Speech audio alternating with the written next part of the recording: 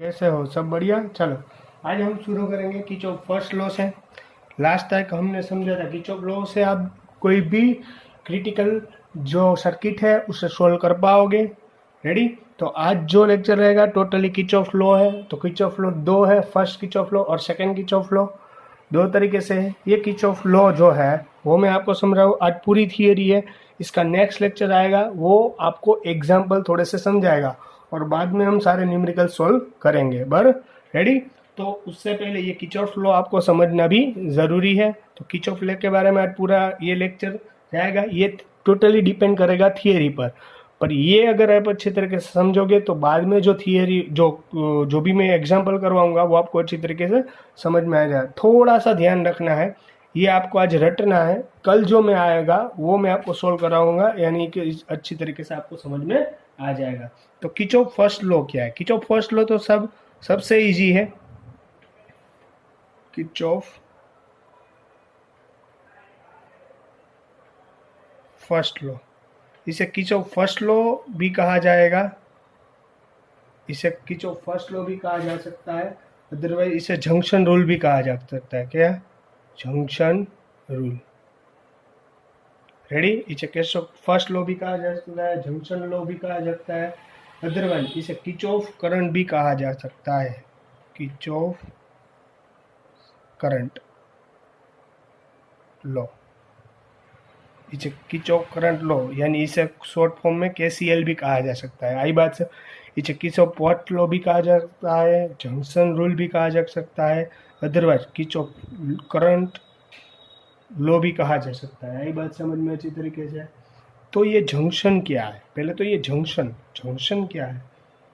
Eight any junction the sum of current entering the junction,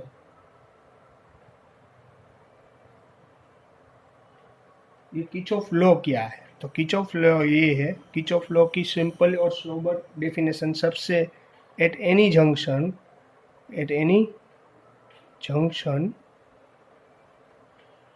the sum of current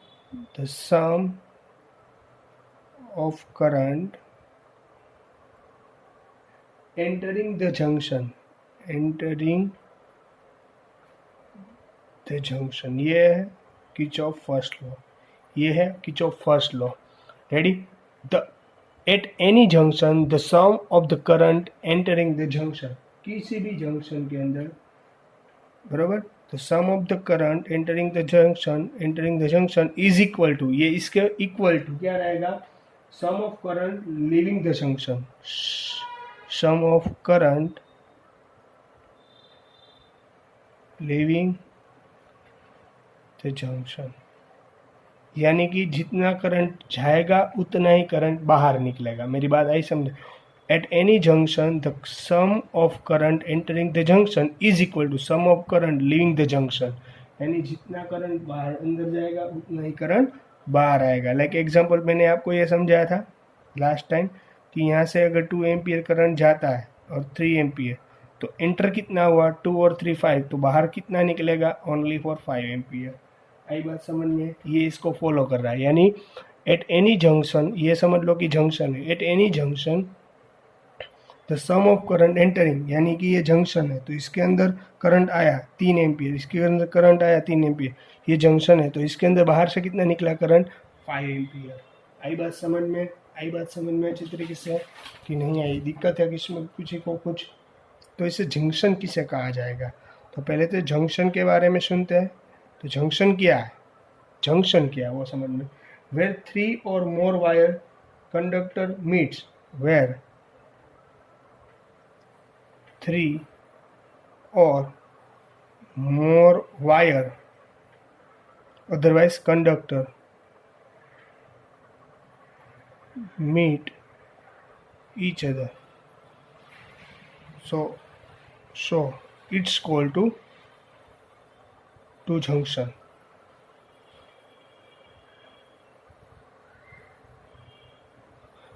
अगर 3 से ज़्यादा wire एक दूसरे के साथ कनेक्शन बना रहे हैं तो उसे कहा जाएगा जंक्शन। लाइक दैट, देखो ये एक वायर है, ये दूसरा वायर है और ये तीसरा, तीनों एक दूसरे के साथ यहाँ पर ज्वाइंट हो रहे हैं, इसलिए इसको कहा जाएगा जंक्शन।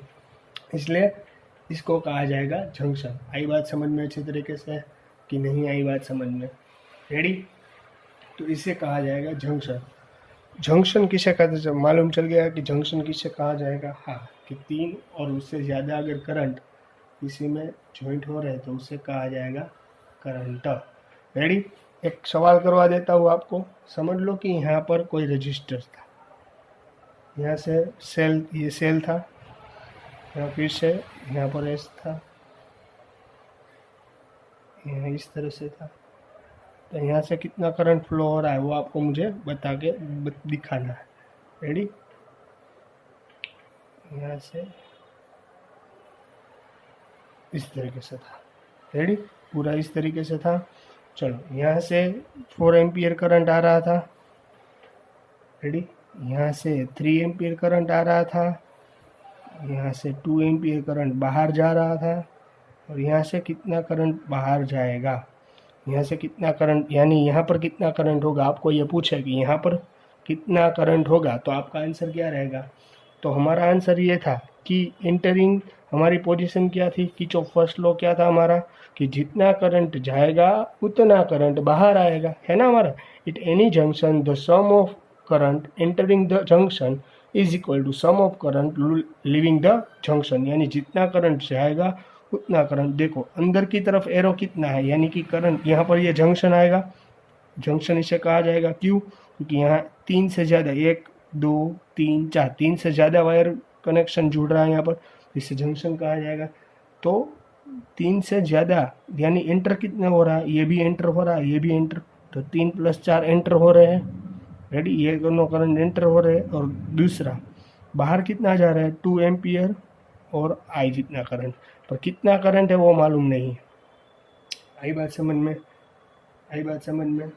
तो ये 3 + 4 यानी 7, 2 + आई, ये 2 उधर जाएगा, 7 - 2 यानी आई, तो आई, तो यहाँ पर कितना करंट पास आउट होगा, होता 5 एम्पियर। यहाँ पर कितना करंट अंदर बाहर जाता हुआ दिखेगा, 5 एम्पियर। आई बात समझ में? ये सिंप्लीफाई किया, 3 + 4 वो दोनों अंदर आ रहे थे, करंट कितने बाहर जा रहा था, 2, और आई जितना करंट बाहर जा रहा था 2 एम्पियर और आई, तो 2 जितना, यहाँ पर 2 पॉजिटिव था, उधर ले 7 - 2 आई, आई यानी कि 5 एम्पियर जितना करंट है वो उसके बाहर जा रहा था। पहले बात आई समझ में?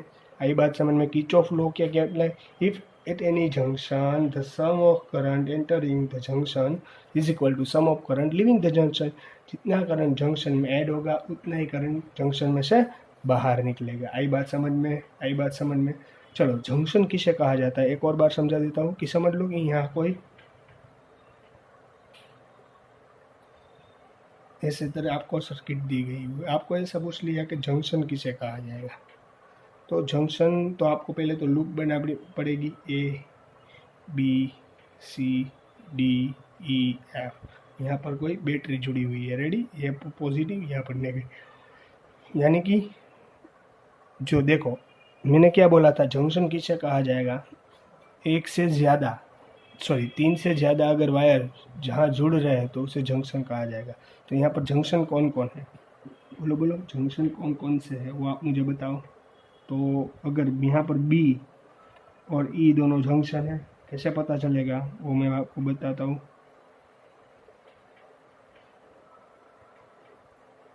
देखो ये किससे जुड़ रहा है, 1, ये किससे जुड़ रहा है, 2, और ये यहाँ तीसरा, यानी E पर 3 वायर जॉइंट हो रहे हैं तो उसे जंक्शन कहा जाएगा। B पर भी ऐसा ही, 1 2 और ये 3, तो यहाँ पर भी जंक्शन, इसे जंक्शन नहीं कहा जाएगा। क्यों?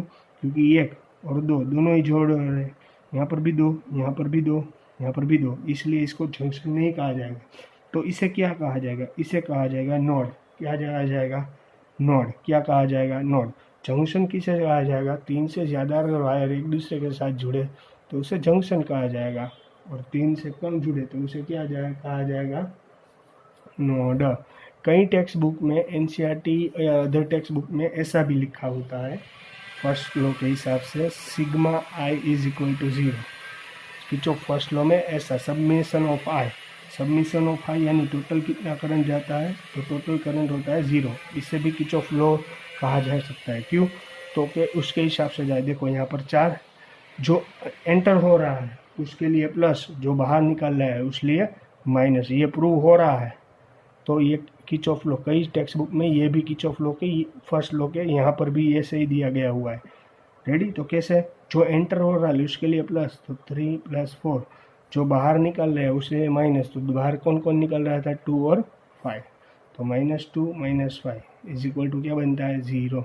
तो ये किरचॉफ लॉ फर्स्ट को भी प्रूव करता है। रेडी? तो कई सारी टेक्स्ट बुक में सिग्मा सबमिशन ऑफ I = 0 लिखा होता है for the Kirchhoff first law. तो आपने ये समझ लिया कि कैसे ये आता है। रेडी? तो Kirchhoff first law fundamental principle किस पर बेस्ड है? तो मैंने आपको बोला था फंडामेंटली प्रिंसिपल पर किस पर बेस्ड है? ये किरचॉफ फर्स्ट लॉ है, वो बेस ऑफ, ये किस पर फंडामेंटली किस पर बेस्ड है? Base of principle of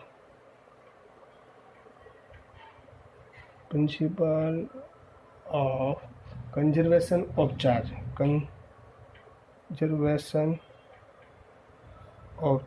conservation of charge यानी जितना चार्ज जाएगा उतना चार्ज बाहर निकालेगा, जितना चार्ज जाएगा उतना चार्ज बाहर निकालेगा। आपको तो मालूम है चार्ज की कंडीशन क्या है? Charge never be can destroyed और nor be created. Never be can be destroyed और नॉर बी क्रिएटेड, यानी चार्ज को क्रिएट भी नहीं कर सकता और डिस्ट्रॉय भी नहीं किया जा सकता। इसलिए जितना करंट अंदर जाएगा उतना करंट बाहर निकलेगा। ये कंजर्वेशन ऑफ चार्ज। तो बेसिक प्रिंसिपल किस पर डिपेंड है? Kirchhoff first law conservation of charge पे। ये एमसीक्यू में पूछा जाएगा। किरचॉफ फर्स्ट लॉ किस कंडीशन पर बेसिस है? जितना करंट जाता है उतना करंट बाहर निकलता है, इसलिए वो कंजर्वेशन ऑफ चार्ज पर डिपेंड है। If I will give a negative then our assumed direction is opposite to the actual direction. Ready? चलो आई बात समझ में। किरचॉफ फर्स्ट लॉ किस पर डिपेंड है? रेडी? आगे बात किरचॉफ फर्स्ट लॉ की। तो यहाँ पर अगर किसी को कुछ डाउट रह गया हो किरचॉफ फर्स्ट, तो आप मुझे बता सकते हो। Ready?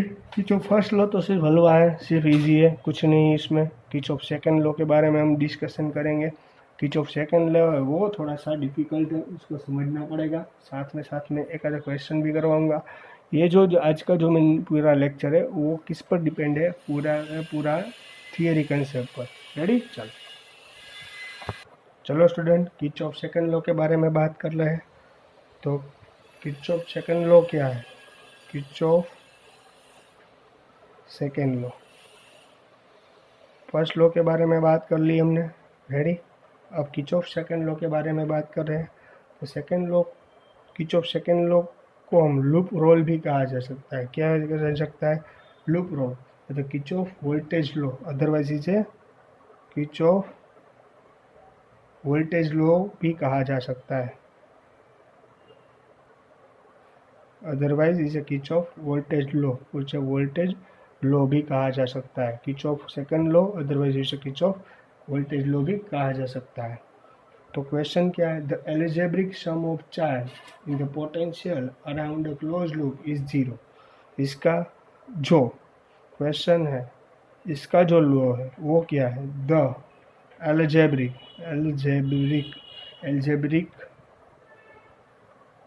sum of charge in potential around a closed loop is 0। यानी द अलजेब्रिक सम यानी कि टोटल जो अंदर पोटेंशियल है वो टोटली क्लोज लूप का जो पोटेंशियल है वो हो सकता है 0। तो उसे कहा जाएगा किरचॉफ सेकंड लॉ। तो वो किस तरह से, मैं आपको समझा देता हूँ एक एग्जांपल के थ्रू। समझ लो कि यहाँ पर कोई सर्किट दी गई हुई इस तरीके से, सिंपली सर्किट ड्रॉ कर रहा हूँ मैं। इस तरीके से आपको कोई सर्किट ड्रॉ दी गई हुई है। यहाँ पर कोई बैटरी कनेक्ट है, इसको पॉजिटिव इसको नेगेटिव इस तरीके से कनेक्ट है। तो इसका क्लोज लूप कैसे बनेगा? ABCD। तो अगर यहाँ पर क्लोज लूप बना है तो मैं आपको बोल रहा हूँ ये किस पॉजिटिव है तो इस तरफ क्लॉकवाइज बढ़ेगा। कितनी बार? एंटी क्लॉकवाइज भी घूम सकता है और क्लॉकवाइज। कैसे? एंटी क्लॉकवाइज भी घूम सकता है और क्लॉकवाइज भी। यहाँ पर जो घूम रहा है वो क्लॉकवाइज है। एक बार समझ में, इसको बोलेंगे लूप।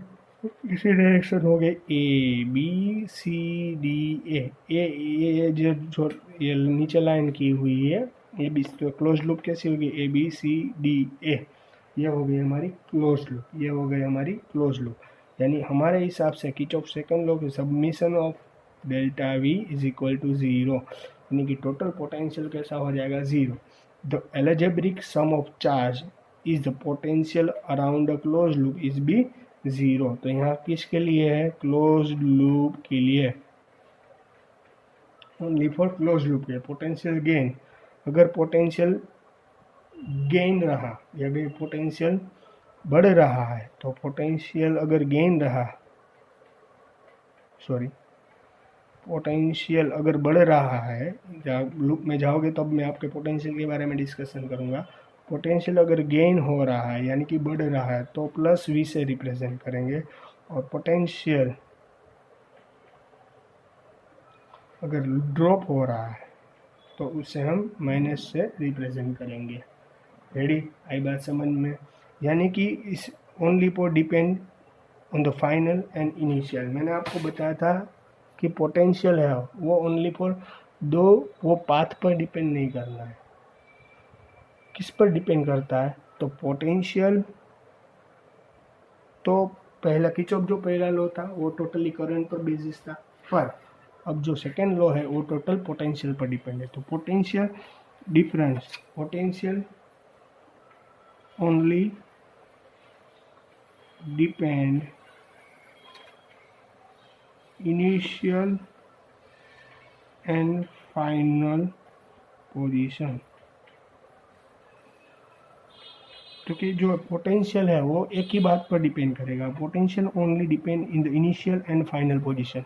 इनिशियल और द फाइनल पोजीशन पर ही डिपेंड करेंगे। क्यों, यहाँ से चाहता है यहाँ पर अगर यहाँ वापस आ गया तो उसका पोटेंशियल कैसा हो जाएगा 0। कैसा हो जाएगा पोटेंशियल 0, यानी कि यहाँ से स्टार्ट किया है वही यहाँ पर आ जाते हो तो उसका पोटेंशियल कैसा हो जाएगा 0। यानी कि अगर क्लोज लूप बनाता है तो उसका पोटेंशियल कितना रहेगा, टोटली 0। तो potential only depend in the initial and final position, यानी कि initial position same, final position also same. तो initial final minus initial will be 0। तो यानी कि V A minus V A is equal to 0 बनता है, वो तो आपको मालूम है। रेडी, तो क्लोज लूप के लिए इनिशियल और गेन, मैं आपको क्लोज लूप के लिए प्लस और माइनस V1 प्लस और माइनस V2 प्लस और माइनस V3 प्लस और minus V4 dot plus dot dot dot plus और minus Vn is equal to 0। कितने भी पोटेंशियल आप यहाँ पर लूप में ज्वाइन कर लो, अगर कितने भी करंट हो उसके साथ रजिस्टर जुड़े हुए हो प्लस और माइनस हो, पर टोटल क्लोज लूप का पोटेंशियल क्या हो जाएगा 0। टोटल क्लोज लूप का पोटेंशियल कैसा हो जाएगा 0। रेडी, आगे बात समझ में। ये था किरचॉफ सेकंड लॉ। तो किरचॉफ सेकंड लॉ किस पर मेनली डिपेंड, तो मेरे हिसाब से तो conservation of energy based, totally based on principle of conservation of energy, यानी ये एनर्जी को कन्वर्ज करता है, एनर्जी को कंजर्व करता है। तो डेल्टा वी की फॉर्मूला क्या थी पहले हमारे हिसाब ड्रिफ्ट वेलोसिटी में, work external agent by electric charge, work external agent electric charge, यानी कि यहाँ पर तो पोटेंशियल क्या हो रहा है 0, यहाँ पर पोटेंशियल क्या हो रहा है हमारे हिसाब से 0। रेडी, आई बात समझ में, हमारे हिसाब से पोटेंशियल क्या हो रहा है 0। रेडी, तो अमाउंट ऑफ वर्क डन, तो हमारे पहले ही के हिसाब से पोटेंशियल की डिफिनेशन क्या थी, तो क्या amount of work done in moving unit positive charge one point to another point, one point to another point ये हमारी सिंपल डेफिनेशन थी potential. Amount of work done with unit positive charge one point two another point, यानी कि एक से दूसरी जगह charge को जाने के लिए जो भी वर्क करना पड़ता है उसे हम बोलेंगे पोटेंशियल। तो यहाँ पर मैं बोल रहा हूँ delta V work external by Q is equal to V क्या हो जाएगा, zero. Ready, Q work done zero हो जाएगा वो, क्योंकि मैंने आपको बताया थी कि ये एक लूप कंप्लीट करने से ये एक लूप कंप्लीट करेगा तो आंसर कैसा रहेगा हमारा, ज़ीरो। आई बात अच्छी तरीके से समझ में? इसमें किसी को कुछ डाउट, कोई दिक्कत, कुछ क्वेरी हो तो बोल दो। रेडी, किरचॉफ सेकंड लॉ पर कई सारी डिस्कशन अभी करनी बाकी है तो उसकी सारी डिस्कशन कर रहा हूँ। तो हम किरचॉफ सेकंड लॉ अप्लाई कैसे कर सकते हैं, how to apply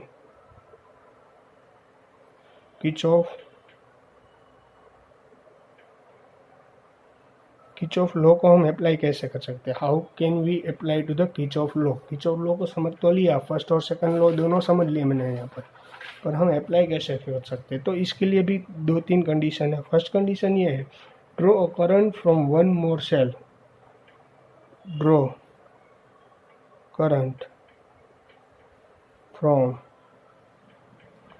one otherwise more cell, यानी आपको करंट को ड्रॉ करना है, एक सेल से करो या एक से ज़्यादा सेल से करो, we have not any problem, पर आपको करंट को पहले ड्रॉ करना पड़ेगा। ये सिंपल जो मेथड है जो मैं यहाँ पर एक्सप्लेन कर रहा हूँ वो पहले आपको समझना है, बाद में जो आपको एग्जाम्पल करवाऊंगा तब सारी बातें समझ में आ जाएंगी तो मैं क्या बोल रहा था। ड्रॉ करंट फ्रॉम, ये आपको आज थियरी में याद रखनी है, कल मैं जो आपको एग्जाम्पल करवाऊंगा उसमें से आपको पूरा समझ में आ जाएगा।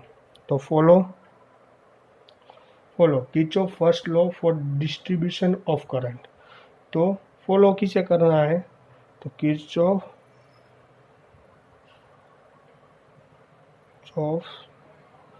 फर्स्ट लॉ किसे फॉलो करना है, Kirchhoff first law for distribution of current,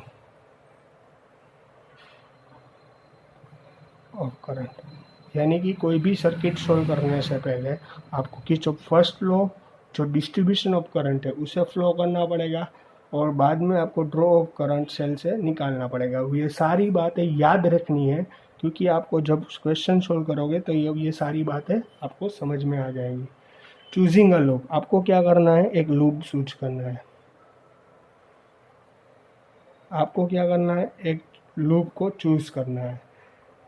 तो मैंने आपको बोला था करंट को कैसे फ्लो करता है, देखो मैंने आपको पहले ही समझा रहा हूँ। यहाँ पर देखो, यहाँ पर मैंने बोला थी आई जितना करंट इसमें से पास आउट हो रहा है, तो यहाँ पर 2 वे बन जाती है। तो इसमें से कितना करंट I1 और इसमें से कितना करंट I2 भी पास हो सकता है। तो I2 को तो आप इस तरीके से भी लिख सकते हो ना, I में से I1 करंट गया तो कितना बचता है, I2। आई बात समझ में? तो यहाँ इसको I2 भी लिख सकते हो और I-I1 भी लिख सकते हो।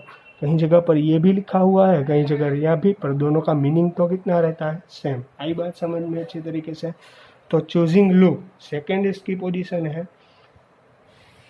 should be closed loop are involved of any number of cell,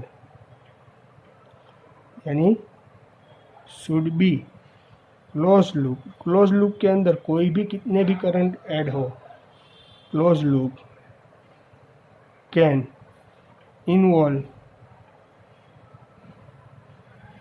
any numbers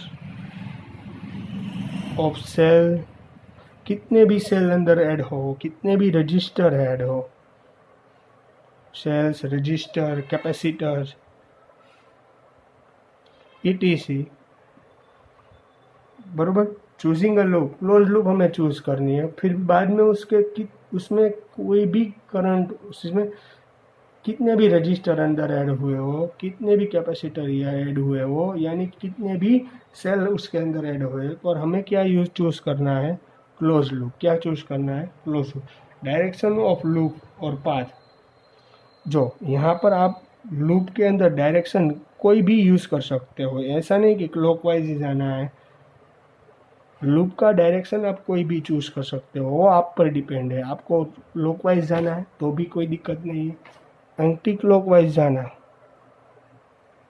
तो भी कोई दिक्कत नहीं है।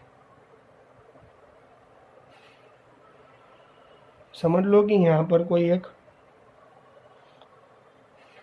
एक कोई सर्किट दी गई हुई थी, इस तरीके से है।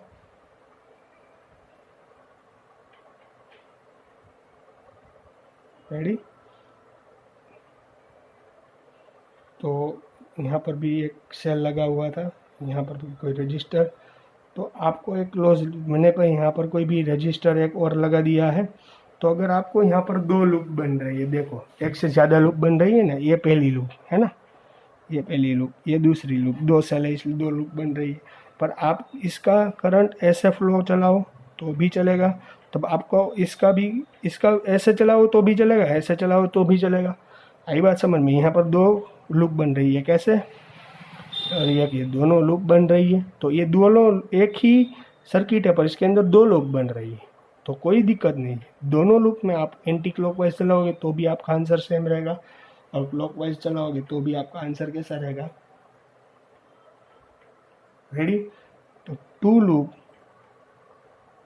इन सेम क्वेश्चन, एक ही क्वेश्चन में यही क्वेश्चन है, तो इसके अंदर आप ले रहे हो तो टेक क्लॉकवाइज जाओ तो भी चलेगा, एंड एंटी क्लॉकवाइज जाओगे तो भी कोई दिक्कत नहीं है। CW यानी क्लॉकवाइज, ये ACW यानी एंटी क्लॉकवाइज, यानी कि आप क्लॉकवाइज जाओगे तब भी चलेगा और एंटी क्लॉकवाइज जाओगे तब भी कोई दिक्कत नहीं रहेगी। रेडी? तो ये फर्स्ट क्या था? वो करंट किरचॉफ लॉ फर्स्ट को फॉलो करना चाहिए। सेकंड, वो करंट है उसको डिस्ट्रीब्यूशन चाहिए। सेकंड, चूजिंग लूप, आपको लूप चूज करना है, बाद में भले उसके अंदर कितने भी रजिस्टर ऐड हुए हो। आई बात समझ में? Third, direction of loop is most be important, यानी कि आप क्लॉकवाइज भी यूज कर सकते हो और एंटी क्लॉकवाइज। रेडी? आई बात समझ में? थर्ड थी direction, first, second, third, 3 concept हो गया हमारा। फोर्थ कंसेप्ट ये हमारा कि पोटेंशियल ड्रॉप और पोटेंशियल गेन। अगर पोटेंशियल कहीं भी जगह ड्रॉप भी होता है और पोटेंशियल ड्रॉप अगर हुआ और पोटेंशियल गेन, किसको पोटेंशियल ड्रॉप कहा जाएगा और पोटेंशियल गेन किसे कहा जाएगा? कैसे पता चलेगा? कि अगर पोटेंशियल है, अगर higher potential to lower potential गए तब पोटेंशियल है वो गेन होगा। क्या? गेन। अगर potential high potential to lower potential हुआ तो क्या होगा? गेन। या अगर हायर पोटेंशियल टू आप लोअर पोटेंशियल गए तो पोटेंशियल क्या होगा? गेन हो गया या ड्रॉप? तो पोटेंशियल होगा ड्रॉप। क्या होगा? ड्रॉप। रेडी? यानी गेन होगा तो यानी पोटेंशियल अगर गेन हुआ तो वो हो जाएगा पोटेंशियल ड्रॉप। पोटेंशियल कैसा हो जाएगा? ड्रॉप। आई बात समझ में? रेडी? अगर लोअर पोटेंशियल से आप हायर पोटेंशियल में जाते हैं तो हायर पोटेंशियल, अगर हायर पोटेंशियल में से लोअर पोटेंशियल में जाएंगे तो पोटेंशियल बढ़ेगा या घटेगा? ऑब्वियसली पोटेंशियल कम होगा, और पोटेंशियल कम होगा यानी उसे कहा जाएगा पोटेंशियल ड्रॉप। अगर लोअर पोटेंशियल में से अगर हायर पोटेंशियल में जाते हो तो पोटेंशियल कैसा हो जाएगा? बढ़ जाएगा, यानी कि इसे कहा जाएगा delta V is equal to minus VE। इसे पोटेंशियल नेगेटिव लिखना पड़ेगा। आई बात समझ में मैं क्या बोल रहा हूँ? अगर हायर पोटेंशियल में से आप लोअर पोटेंशियल में जाते हो तो पोटेंशियल आपका कैसा हो जाएगा? ड्रॉप हो जाएगा। पोटेंशियल ड्रॉप हुआ तो आपको डेल्टा माइनस V लिखना पड़ेगा। आई बात समझ में? और लोअर पोटेंशियल तो अगर हायर पोटेंशियल जाते हो तो पोटेंशियल कैसा हो जाएगा? गेन हो जाएगा। कैसा हो जाएगा? पोटेंशियल गेन होगा। अगर पोटेंशियल गेन हुआ तो डेल्टा V आपको क्या मिलेगा? पॉजिटिव।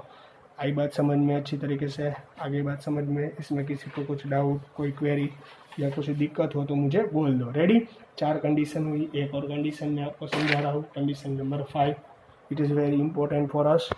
सेल और रजिस्टर के लिए, दोनों के लिए अलग अलग था, तो ये पहले सेल के लिए समझाता हूँ। ये सेल है तो पॉजिटिव नेगेटिव, तो इसका पाथ देखो इस पर है। Direction is important for this question, so first we clear the direction. यहाँ पर पाथ इस डायरेक्शन में देख लेना है आप, पाथ इस डायरेक्शन में है, यानी कि हायर टू लोअर जाएगा। सेल के लिए देखना है, यहाँ पर आप मैं बोलूँ वो देखो, ये हायर है ये लोअर है, पाथ यहाँ पर जा रहा है तो हायर से लोअर में जा रहा है ना। मैं क्या बोला? हायर से लोअर में जा रहा है। देखो हायर से लोअर में जा रहा है, यानी डेल्टा वी कैसा हो जाएगा? नेगेटिव। ईएमएफ इलेक्ट्रोमोटिव फोर्स की वैल्यू है जो कैसे हो जाएगी? नेगेटिव। आई बात समझ में? क्यों? क्योंकि ये हायर से लोअर में जा रहा है। अगर हायर से लोअर में जाएगा सेल के अंदर तो पोटेंशियल गेन होगा या ड्रॉप? तो पोटेंशियल ड्रॉप होगा। ड्रॉप होने से ये ईएमएफ कैसा आ जाए? नेगेटिव। तो इसी डायरेक्शन में अगर ये पॉजिटिव नेगेटिव रहा और पाथ इस तरफ रहा, पाथ इस तरफ रहा तो ये हायर है, इसका पोटेंशियल हाई रहेगा क्योंकि पॉजिटिव है, इसका पोटेंशियल लो रहेगा क्योंकि ये नेगेटिव है। सेम कंडीशन हायर यहाँ पर, ये लोअर यहाँ पर। तो हायर पोटेंशियल में से अगर लोअर में से कहाँ जा रहा है? ये हायर में। लोअर में से अगर हायर में जाएगा तो उसका पोटेंशियल कैसा होगा? गेन होगा, यानी इलेक्ट्रोमोटिव फोर्स है जो पॉजिटिव आएगा। आई बात समझ में? अगर हायर में से लोअर में जाए तो नेगेटिव, और लोअर में से अगर हायर में गया तो पॉजिटिव। वो पाथ पर डिपेंड करता है। रेडी? तो सेकंड हम सेल के बारे में पहले डिस्कशन की। अब मैं जो बात कर रहा रजिस्टर के बारे में, तो रजिस्टर में किस तरीके से कंडीशन होगी? रजिस्टर में totally opposite of this cell के, जिसे टोटली समझ लो कि ये रजिस्टर है। तो रजिस्टर के अंदर क्या आएगा? तो रजिस्टर में समझ लो कि करंट यहाँ जा रहा है और पाथ इस तरफ है। तो रजिस्टर के अंदर आपको करंट और पाथ के बारे में सोचना है। करंट किस तरफ फ्लो करता है? आपको तो मालूम है कि higher potential to lower potential current pass out होता है। रेडी? हायर से लोअर में जा रहा है करंट, तो करंट हायर से लोअर में जा रहा है यानी कि पाथ भी इस डायरेक्शन में। तो डेल्टा वी कैसा होगा? तो यहाँ से इसमें से आर रजिस्टर था, कितना करंट पास आउट होगा? आई जितना। तो V इज इक्वल टू, आपके पास फॉर्मूला है, मैंने बोला थी, I R is equal to V by I. V को वेरिएबल बनाओ तो आई आर हो जाएगा। तो इसके अंदर डेल्टा वी कितना होगा? तो नेगेटिव होगा या पॉजिटिव? तो मैं आपको बता दूं, अगर पाथ की डायरेक्शन इलेक्ट्रिक करंट के डायरेक्शन से सेम मिल रही है, मैं क्या बोल रहा हूँ, वो रजिस्टर के अंदर करंट और पाथ के ऊपर डिपेंड है। अगर करंट की डायरेक्शन और पाथ की डायरेक्शन सेम है तो करंट कैसा फ्लो होगा? नेगेटिव। कैसे? मैंने आपको बताया था ना, करंट कैसे पास आउट होता है? Higher to lower, higher to lower, higher to lower होगा यानी कि नेगेटिव आएगा। तो पोटेंशियल हमारा कैसा हो जाएगा? नेगेटिव। तो potential is equal to minus I R होता था। वी की जगह ये वी की जगह आई आर लिख सकते हो, तो मैंने यहाँ पर वी लिखा था, इसके आई आर पर नेगेटिव आएगा। किस तरह से आया वो मालूम चल गया आपको? आई बात समझ में? क्या बोल रहा हूँ? रेडी? अब देख लेना, यहाँ पर रजिस्टर है, अगर पाथ इस तरफ रहा, अगर पाथ इस तरफ रहा तब कैसा होगा? ये पाथ है, ये हायर है, ये लोअर है, करंट इस तरफ बना रहा है, तो यहाँ delta V is equal to कैसा आएगा? प्लस आई आर आएगा। क्यों? क्योंकि यहाँ पर अब पाथ जो जा रहा है लोअर टू हायर जा रहा है, यानी क्या कर रहा है? वोल्टेज वो है वो गेन कर रहा है, वोल्टेज गेन करेगा यानी पॉजिटिव वैल्यू आई आर आ जाएगा। कैसे आया? तो ये आपको सिंपल समझा देता हूँ। अगर करंट जो जा रहा है उसकी ऑपोजिट डायरेक्शन में फ्लो हो रहा पाथ है तो वो पॉजिटिव, और करंट की डायरेक्शन में पाथ है तो negative. For the register, for the not cell. आई बात समझ में अच्छी तरीके? रेडी? क्लियर हो गया? चलो, ये समझाने के लिए इसको आपको रट्टा मारना है। तो if any time path pass in cell direction, if any time paths pass in the cell direction negative to positive, तो delta V is equal to positive. अगर पाथ की डायरेक्शन नेगेटिव टू पॉजिटिव है तो negative to positive. मैंने आपको बताया था cell के बारे में, क्या बोल रहा था मैंने सेल में, सेल के अंदर अगर पॉजिटिव टू नेगेटिव जा रहा है तो वोल्टेज ज़्यादा से कम में जा रहा है तो यानी नेगेटिव आएगा। सेल और रजिस्टर करंट पर डिपेंड कर रहा है। करंट और पाथ की डायरेक्शन सेम रहा तो वैल्यू नेगेटिव, करंट और पाथ की दोनों एक दूसरे के ऑपोजिट रहे तो पॉजिटिव। ये एक शॉर्टकट टेक्निक है याद रखने। If any time path pass out in cell negative to positive then delta V positive. देखे ना, नेगेटिव टू पॉजिटिव यानी लॉस से हाई तक जाएगा तो पॉजिटिव। और इन रजिस्टर के अंदर path pass at total opposite to current then delta V is equal to positive. आई बात। रजिस्टर में क्या होगा, रजिस्टर के अंदर अगर पाथ टोटली ऑपोज होगा करंट के तो वैल्यू पॉजिटिव आएगी, और सेल के अंदर अगर पाथ की डायरेक्शन वो lower potential to higher potential जाएगी, नेगेटिव टू पॉजिटिव जाएगी, तब इसकी वैल्यू पॉजिटिव होगी। आई बात समझ में? ये समझने के लिए था, एक एग्जांपल समझा देता हूँ यानी आपको समझ में आ जाएगा। रेडी?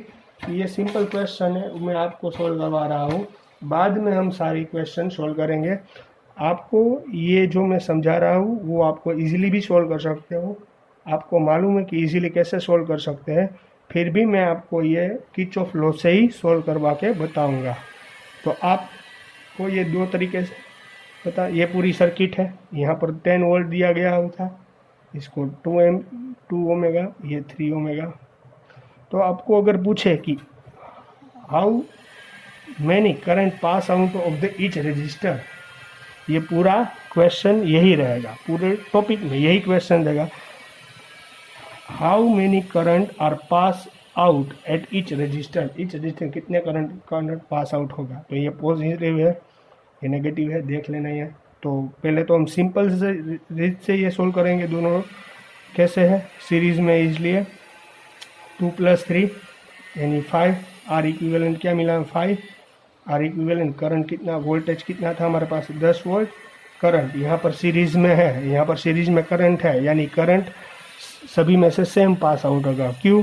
क्योंकि सीरीज में अगर है तो सीरीज की कंडीशन है ना, सीरीज के अंदर, सीरीज रजिस्टर के अंदर करंट सभी में सेम पास आउट होता है। तो current I is equal to क्या होगा, V/RE, क्योंकि R is equal to V/I था तो इसमें से I को मैंने वेरिएबल बनाया तो V/RE था। R is equal R equivalent, V कितना था 10, R कितना था 5, 5 2 जा 10, यानी दोनों में से करंट कितना पास आउट होगा, I is equal to 2 ampere जितना। ये सिंपल तरीके से हमने सोल्व कर दी।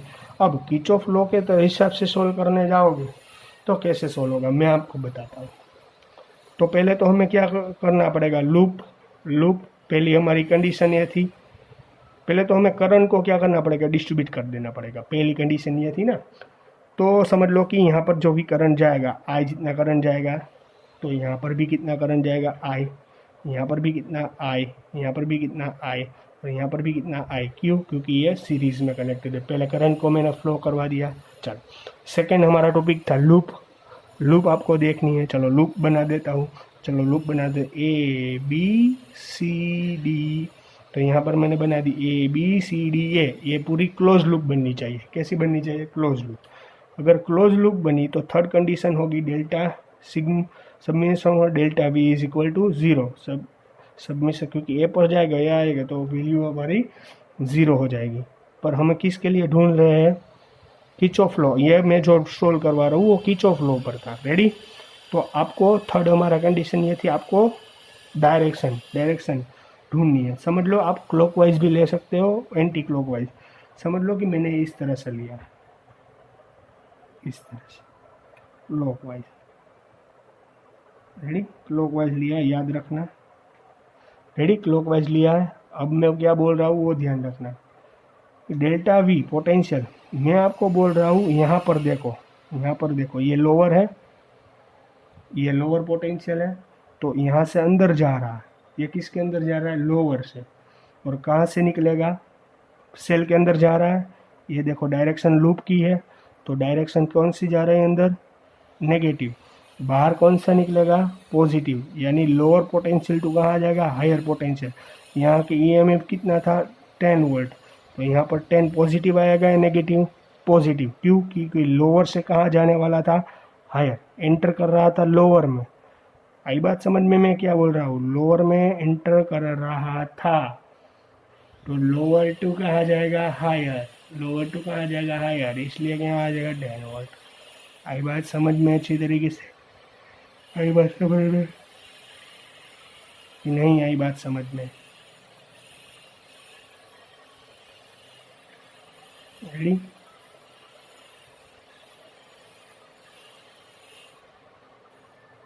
चलो अब यहाँ पूरा, तो ये करंट फ्लो होगा, अब यहाँ पर सेम करंट फ्लो होगा। अब आएगी बात रजिस्टर की, क्योंकि सेल पूरा, तो यहाँ कोई भी कनेक्शन नहीं है, इसलिए डायरेक्ट रजिस्टर की बात आएगी। रजिस्टर की पाथ कौन सा था, देखो पाथ इस डायरेक्शन में था ना, पाथ इस डायरेक्शन में, देखो पाथ की डायरेक्शन ये थी, किसके साथ है, ये रजिस्टर के साथ में। करंट की डायरेक्शन किसी इस तरह और पाथ की डायरेक्शन सेम, करंट और पाथ की डायरेक्शन सेम रही, तो करंट की formula I equal to V R था। I equal to V R याद आया आपको, I equal to V R, क्योंकि एक ही फॉर्मूला से बना हुआ है, R equal to V upon I में से सभी बना रहता हूँ मैं। I अगर I को वेरिएबल बनाओ तो क्या बनेगा, अगर इसमें से I को वेरिएबल बनाओ तो V अपॉन आर बनेगा। आई बात समझ में, बात समझ में, I को वेरिएबल बनाओ तो V अपॉन आर, और V को बनाओ तो आई आर, तो V इज इक्वल टू क्या बनता है, आई आर। तो इसके अंदर कितना पोटेंशियल पास आउट होगा, तो इसके पास रजिस्टर कितना था, I करंट फ्लो हो रहा था और रजिस्टर कितना था, 2, तो I2, रेडी। और चलो इसका ख़त्म, अब इसके अंदर देखो, तो इसकी डायरेक्शन कैसी, इस डायरेक्शन में है, यानी करंट इस डायरेक्शन में है, तो पाथ भी इसी डायरेक्शन में, यानी कि करंट और पाथ की दोनों की डायरेक्शन कैसी है, सेम। अगर करंट और पाथ की दोनों डायरेक्शन सेम रही इन द रजिस्टर, तो कैसा होगा, नेगेटिव आएगा, यानी इसकी करंट कितना था, I, और रजिस्टर की वैल्यू कितनी थी, 3, तो इसका ये पोटेंशियल बन गया है। आई ना बात समझ में, ये पोटेंशियल के बारे में बात कर रहा हूँ, ये पोटेंशियल है, V is equal to I R, ये पोटेंशियल है। तो पहले मैंने इसका पोटेंशियल, इसका पोटेंशियल, इसका पोटेंशियल तीनों का लिया, I3, तो ये इज इक्वल टू क्या बनता है, summation of delta V, 10 volt minus 2I minus 3I, 3 into I 3I is equal to 0, 2I 3I यानी 10 is equal to minus 5 is equal to minus 5 उधर चला जाएगा तो 5I, I को वेरिएबल बनाओ 10/5, 5 2 जा 10, यानी करंट आया 2 एम्पियर। तो मैंने बोला था ना करंट आएगा 2 एम्पियर, और यहाँ पर सीरीज़ में कनेक्शन है, यानी कि ईच रजिस्टर का करंट होगा 2 एम्पियर, सीरीज़ में क्या रहेगा, करंट सेम रहेगा। आई बात समझ में। चलो आज मैं यहाँ पर क्वेश्चन रख रहा हूँ, ये मैंने किरचॉफ लॉ से सॉल्व किया, ये सिंपल तरीके से, पर कभी भाई कहीं पर कैसा होता है, कुछ ज़्यादा से ज़्यादा डिफ़िकल्ट सर्किट आती है, तो उसके लिए किरचॉफ लॉ यूज़ करना ज़रूरी है। तो चलो इसकी डिस्कशन हम नेक्स्ट लेक्चर में करेंगे। फिर भी इसमें किसी को कुछ डाउट या दिक्कत रहे तो बोल देना। ओके, चलो good bye and take care.